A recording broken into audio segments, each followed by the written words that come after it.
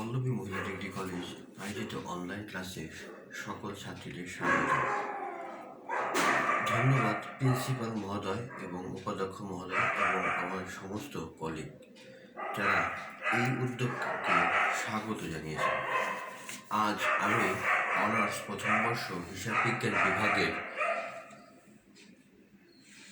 অর্থায়নের নীতিমালা অধ্যায় 3 মধ্যমেয়াদী অর্থায়নের নিয়ে আজ কিছু আলোচনা করব।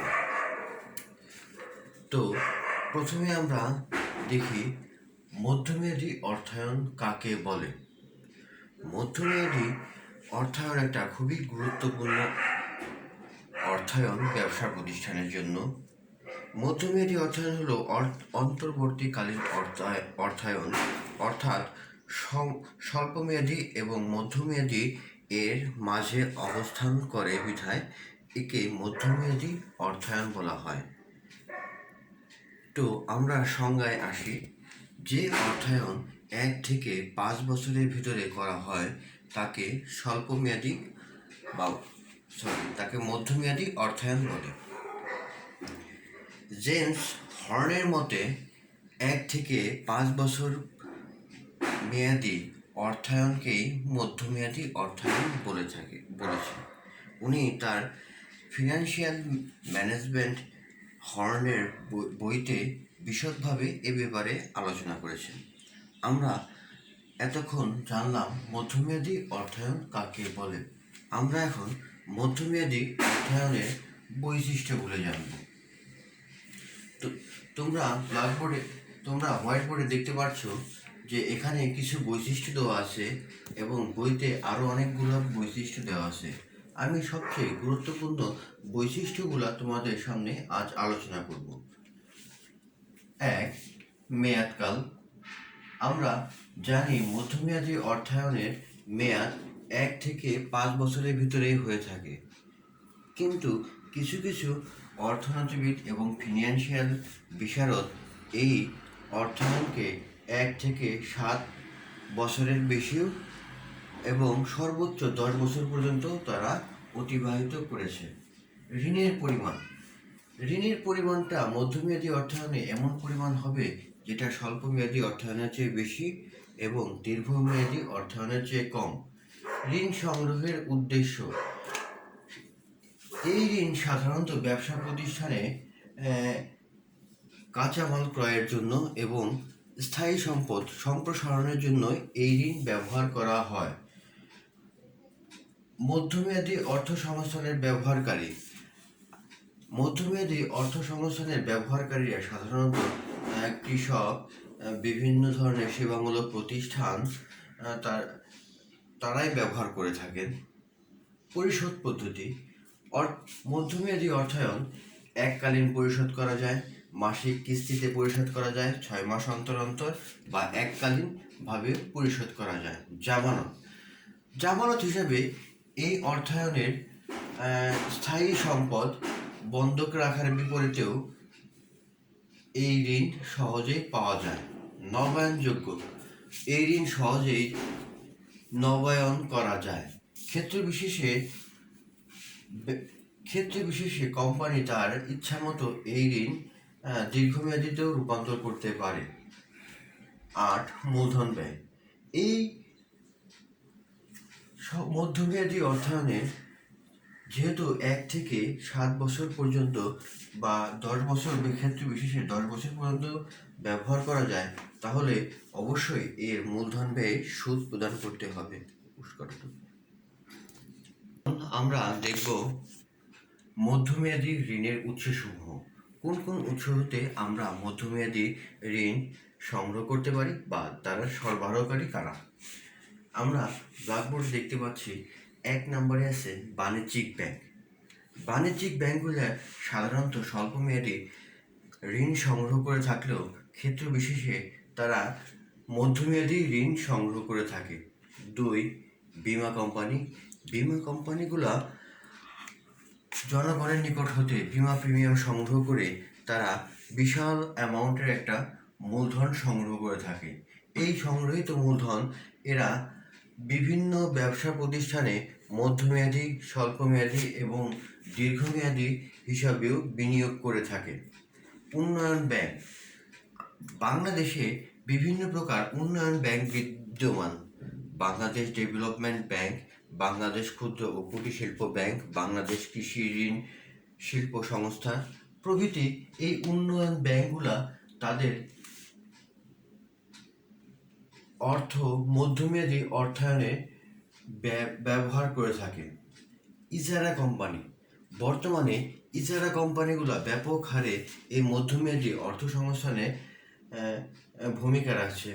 বাংলাদেশে IDLC, house building loans and finance company এবং লঙ্কা বাংলা ফিনান্স কোম্পানি প্রভৃতি কোম্পানিকে লক্ষ্য করা যায় যে তারা মধ্যমেয়াদী অর্থায়নে ব্যাপক ভূমিকা রাখছে। কল্যাণ তহবিল।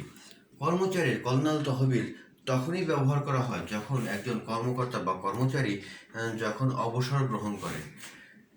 তার আগ পর্যন্ত এই তহবিল থেকে কোম্পানি চাইলেও মধ্যমেয়াদী অর্থায়ন সংগ্রহ করতে পারে। যন্ত্রপাতি প্রস্তুতকারী। বিভিন্ন প্রকার বড় বড় কোম্পানি আছে যারা বিভিন্ন প্রকার যন্ত্রপাতি প্রস্তুত করে, যেমন হাসপাতালের ICU bed, X ray machine প্রভৃতি বড় বড় কোম্পানি। এই কোম্পানিগুলোর সাধারণত দেখা গেছে যে বিভিন্ন প্রতিষ্ঠান বা হাসপাতালগুলোতে এরা মধ্যমেয়াদী ঋণের মাধ্যমে এইসব যন্ত্রপাতিগুলা সহায়তা করে থাকে। কৃষি ব্যাংক। কৃষি ব্যাংক সাধারণত স্বল্পমেয়াদী ঋণ প্রদান করলেও ক্ষেত্র বিশেষে এই ব্যাংকগুলা দীর্ঘমেয়াদী ঋণ প্রদান করে থাকে, যেমন সেচ যন্ত্র ক্রয়, ট্রাক্টর ক্রয় প্রভৃতি। ঋণের মেয়াদ 5 থেকে 7 বছর পর্যন্ত হতে পারে। অন্যান্যর ভিতরে আছে বিভিন্ন প্রকার সরকারি প্রজেক্ট, যেমন উন্নয়ন ব্যাংক, তারপরে আছে ইউএনডিপি প্রজেক্ট, আইডিসি, তারপরে আছে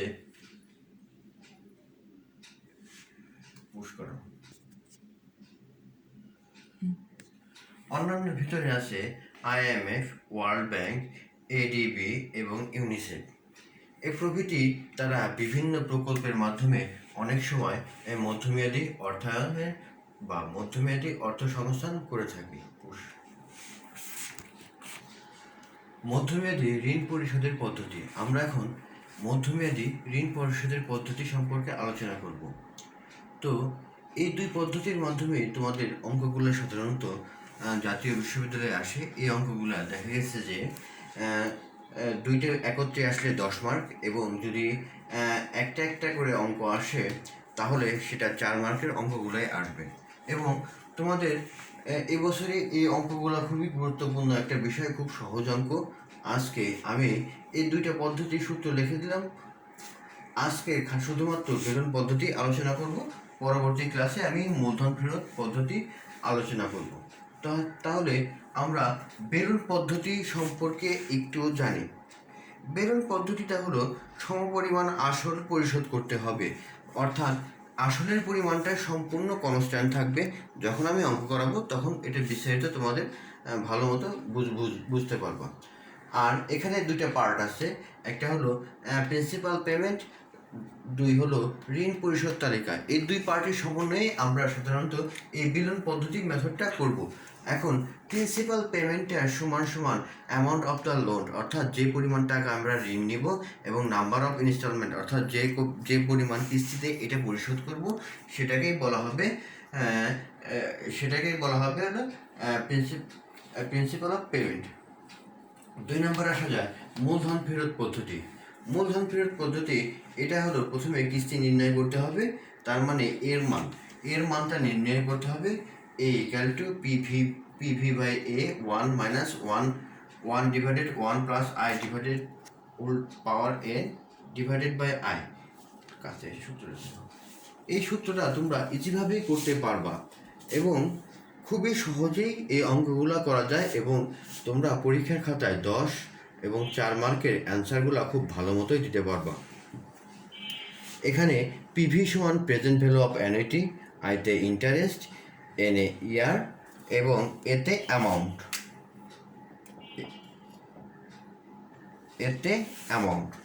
তাহলে আমরা এখন বেলুন পদ্ধতি সম্পর্কে বিস্তারিত জানি এবং একটা অঙ্ক করি। তোমাদের বইয়েতে যে অঙ্কটা দেওয়া আছে সেই অঙ্কটা আমরা একটা চেষ্টা করি।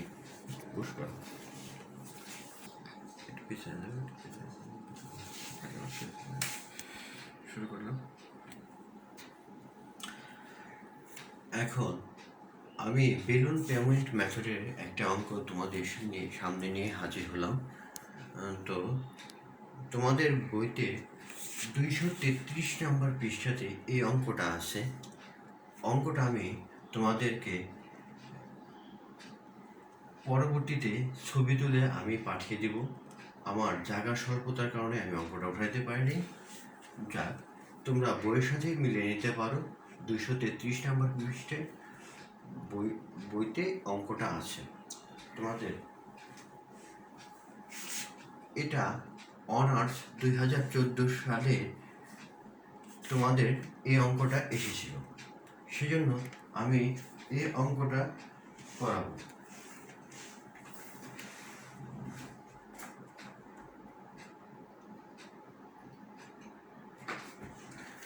তোমাদের মিলেনিয়াম পাবলিকেশনের বই 233 নম্বর যে অঙ্কটা ছিল সেটাই আমি এখন করাবো। তো প্রথমেই আসি, আমি এর আগে দেখেছিলাম যে দুইটা পার্ট ছিল। একটা হলো প্রিন্সিপাল পেমেন্ট ক নাম্বার, এবং 2 নাম্বার ছিল মূল্য পরিশোধ তালিকা। তাহলে আমরা প্রিন্সিপাল পেমেন্টটা আগে বের করব, তারপরে মূল্য পরিশোধ তালিকাটা। তার আগে অঙ্কটা আমি তোমাদের যে সুবিধার্থে একবার রিডিং করে দিচ্ছি, যাতে তোমরা পরবর্তীতে মিলিয়ে নিতে পারো। Mister Dipu Khorshed want to borrow টাকা 4 lakhs at an interest rate 16% per annual. The loan will be repaid manually over the next 5 years. So the repayment schedule of the bank terms loan under balloon payment method. তার মানে এই অঙ্কটা আমাকে balloon payment মেথডের মাধ্যমে solve করতে হবে। তো আমরা প্রথমে তাহলে গত দেখানোর সূত্রের মতে প্রথমে প্রিন্সিপাল পেমেন্ট, তাহলে প্রিন্সিপাল পেমেন্টটা কত হচ্ছে, তো সামনে নিয়ে আসুন। প্রিন্সিপাল পেমেন্ট সমান total loan amount and number of the instalment. তাহলে আমরা অঙ্কে পাওয়া মাত্র যে 4 লাখ টাকা ছিল, এই 4 লাখ টাকাটাই হবে আমাদের টোটাল লোন অ্যামাউন্ট। মানে আমরা ব্যাংকের কাছ থেকে এই 4 লক্ষ টাকায় ধার নেব। 2 নম্বরে আছে নাম্বার অফ ইনস্টলমেন্ট। তার মানে আমরা নাম্বার অফ ইনস্টলমেন্ট মানে হলো যে আমরা কয় বছরে এই টাকাটা শোধ দিব। যেহেতু অঙ্কে উল্লেখ আছে 5 বছর, তাহলে আমরা নাম্বার অফ ইনস্টলমেন্ট উল্লেখ করব 5। তাহলে লোন অ্যামাউন্ট 4 লক্ষ ভাগ হলো 5 বছর সমান 80,000 টাকা তোমাদের এই প্রিন্সিপাল পেমেন্ট পরিশোধ করতে হবে। তোমাদের সুবিধার্থে আমি এই কলমগুলোর নাম্বার দিয়ে দিচ্ছি, 1 2 3 4 5 6। তো তোমরা এখন দেখো loan repayment schedule under the balloon payment method. প্রথমে আছে ইয়ার, 2 নাম্বার আছে বিগিনিং লোন, 3 নাম্বার আছে principal payment, 4 number interest payment, 5 নাম্বারে আছে টোটাল পেমেন্ট, 6 নাম্বার আছে loan due at the end. তার মানে বছর শেষে আমার কত লোন থাকবে। তো তোমাদের সুবিধার থেকে আমি কিছু কলামটাকে ভাগ করে দেই। যেমন আমরা 4 নাম্বার কলামটা হবে 2 পূরণ 160%। এভাবে যদি করি তাহলে দেখবা তোমরা বুঝতে অনেক সুবিধা হচ্ছে।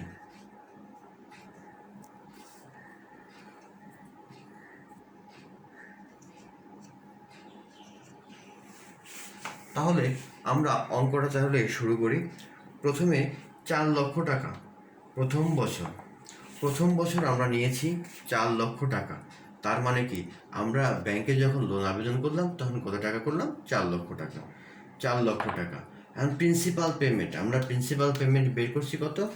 80,000 টাকা। আমি বলছি যে প্রত্যেক বছরই এই প্রিন্সিপাল পেমেন্ট কনস্ট্যান্ট থাকবে, তার মানে 80,000 টাকা থাকবে। তাহলে আমরা এখন দেখি এই 4 লক্ষ টাকার আমরা কি পরিমাণ সুদ প্রদান করছি। তাহলে 4 নাম্বার কলামটা হলো ইন্টারেস্ট পেমেন্ট, তাহলে কি পরিমাণ সুদ প্রদান করছি। তো আমরা দেখি যে সুদের পরিমাণ হলো 16%, মানে 16%। এই 4 লক্ষ টাকার 16% আসছে হলো 64,000 টাকা। 4 লক্ষ টাকার 16% কত? 64,000 টাকা। এখন 5 নাম্বার কলাম হলো টোটাল পেমেন্ট, তার মানে হলো সুদ এবং আসল মিলে আমরা কত পেমেন্ট করলাম।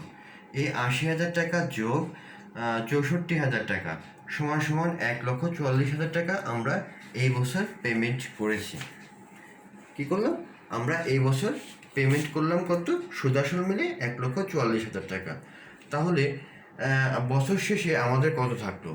বছর শেষে থাকবে 4 লক্ষ টাকা মাইনাস প্রিন্সিপাল পেমেন্ট, যে টাকাটা আমরা বিয়োগ দিয়েছিলাম, সেই টাকাটা বিয়োগ করার পর যা থাকবে তাই হলো বছর শেষে আমাদের থাকবে। তাহলে আমরা 4 লক্ষ থেকে 80,000 বাদ দিলেই 3,20,000 টাকা আমরা ইজিলি পাই। তারপরে আসি দ্বিতীয় বছরে 3,20,000 টাকা। তার মানে কি, প্রথম বছরে যা বছর শেষে ছিল তা দ্বিতীয় বছরের শুরুতে আসবে। এটা প্রত্যেকটা নিয়মের ক্ষেত্রেই হবে, প্রত্যেক বছরে হবে। দেখবা অনেক সময় তোমাদের অঙ্ক 5 বছর 10 বছরে দেওয়া থাকবে, তখন তোমরা এই ধারাবাহিকভাবে কন্টিনিউটা বজায় রাখবা। তো আমাদের এই 3,32,000 টাকা প্রিন্সিপাল পেমেন্ট কনস্ট্যান্ট বের হয়েছে 80,000 টাকা। তারপরে আসে এলো ইন্টারেস্টটা হবে 3,20,000 টাকার 16%। যা বের হবে তাই হবে ইন্টারেস্ট। এখন এই 3,20,000 টাকার 16% ইন্টারেস্টে আসে 51,200 টাকা। তোমরা একটু ভালো মতো লক্ষ্য রাখো কত আসতেছে দ্বিতীয় বছরে? 51,200 টাকা। এখন এই 51,200 টাকার তারপরে আমার 5 নম্বর কলামে টোটাল পেমেন্টটা কত হবে? তাহলে 80,000 টাকা আর হলো 51,200 টাকা যোগ করলে আমরা পাচ্ছি 1,31,200 টাকা। তার মানে 5 নম্বর পেমেন্ট দ্বিতীয় বছরে আমাকে টোটাল বা ব্যাংকে প্রদান করতে হবে কত? 1,31,200 টাকা। আমি পুরোটাই ব্যাংকে জমা দিয়ে দিব। তো আমার এখন বছর শেষে কত থাকবে? এই 3,20,000 টাকা থেকে যখন আমি 80,000 টাকা বাদ দিব, তখন আমার এই টাকাটাই চলে আসবে, 2,40,000 টাকাটাই চলে আসবে। একটু পুশ করো তো।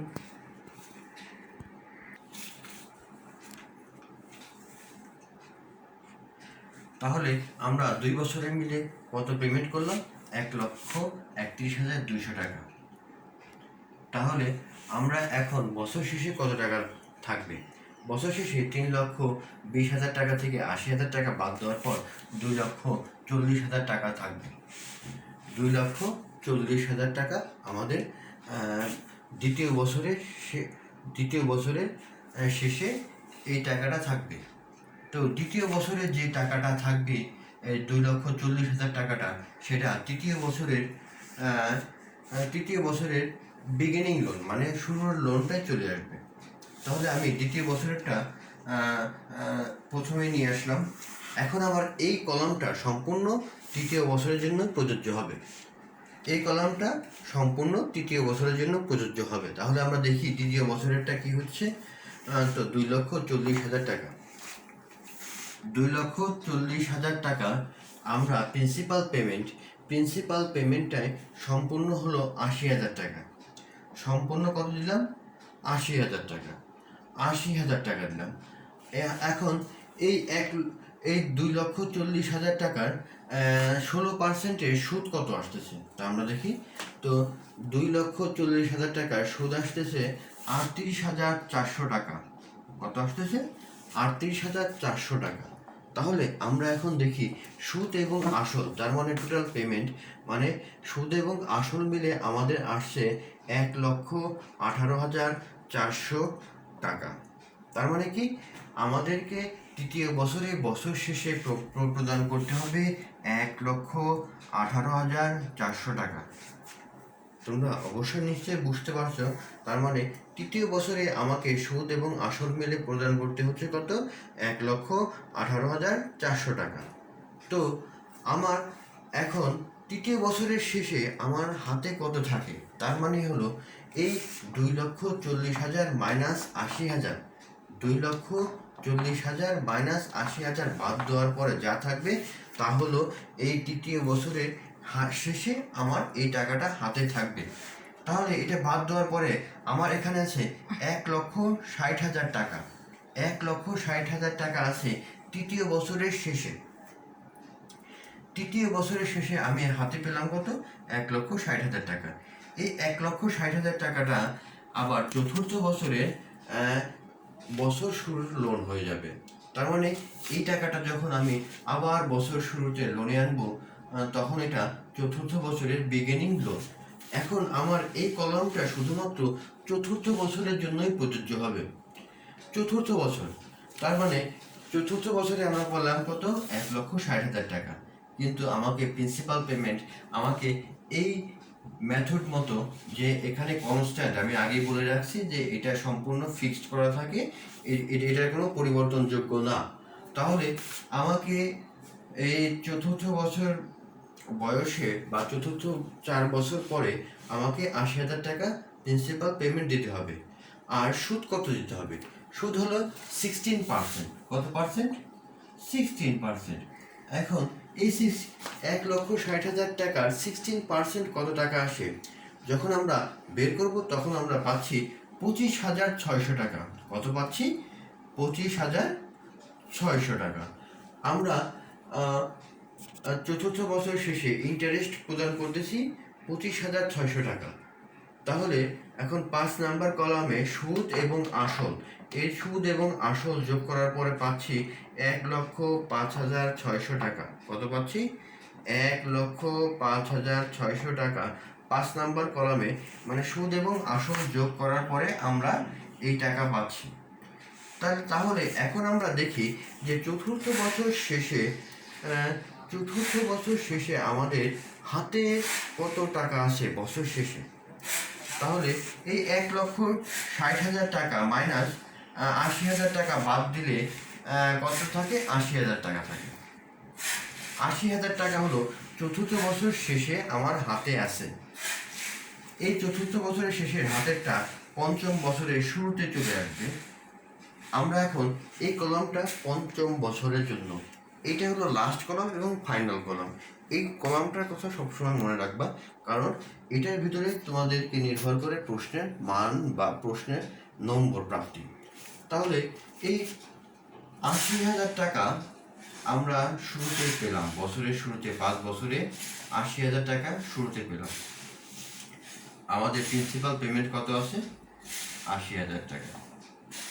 কিন্তু আমাকে সুদ তো প্রদান করতে হবে কত পার্সেন্ট? 60%। এই 80,000 টাকা 60% হলো 12,800 টাকা। কত? 12,800 টাকা।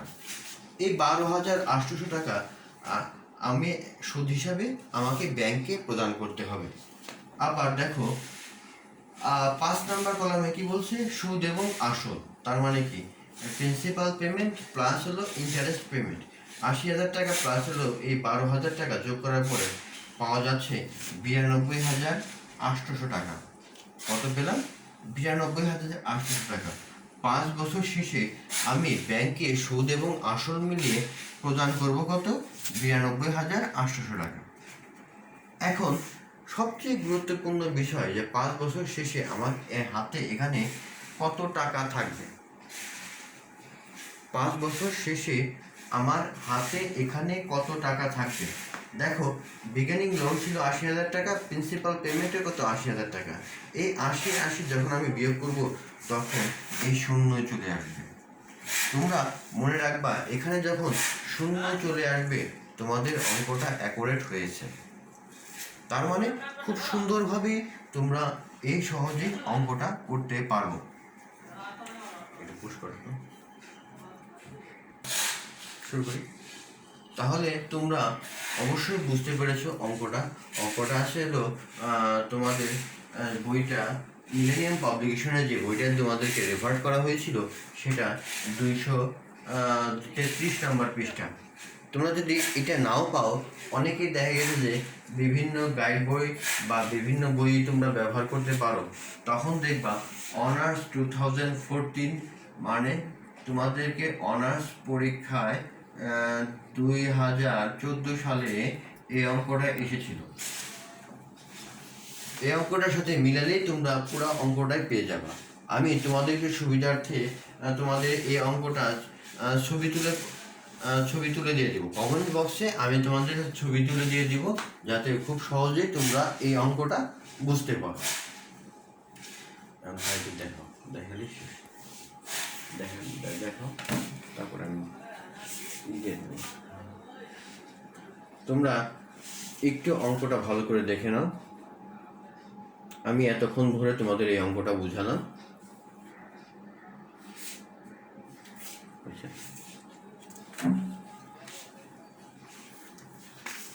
সুপ্রিয় আমার অনার্স প্রথম বর্ষ হিসাব বিজ্ঞান বিভাগের ছাত্রী, তোমাদের অবশ্যই দৃষ্টি আকর্ষণ করছি। তাই করোনা মহামারী দুর্যোগকালীন সময় তোমরা অবশ্যই বাসায় থাকবা এবং বাসায় নিয়মিত পড়াশোনা করবে। যদি তোমাদেরকে কোনো সাজেশনের দরকার হয় তাহলে অবশ্যই তোমরা কমেন্ট বক্সে অবশ্যই জানিয়ে দিবে প্রত্যেক শিক্ষককে, কারণ আমাদের এই ফেসবুক গ্রুপে প্রত্যেক শিক্ষকই আছে। সর্বশেষে আমি আমার বক্তব্য শেষ করার আগে আমার ভাইস প্রিন্সিপাল এবং প্রিন্সিপাল মহোদয়কে ধন্যবাদ জানিয়ে আমি আজকের মতো আমার এই অনলাইন ক্লাসের কার্যক্রম এখনই শেষ করতেছি। ধন্যবাদ, সবাই ভালো থাকবে। আল্লাহ হাফেজ।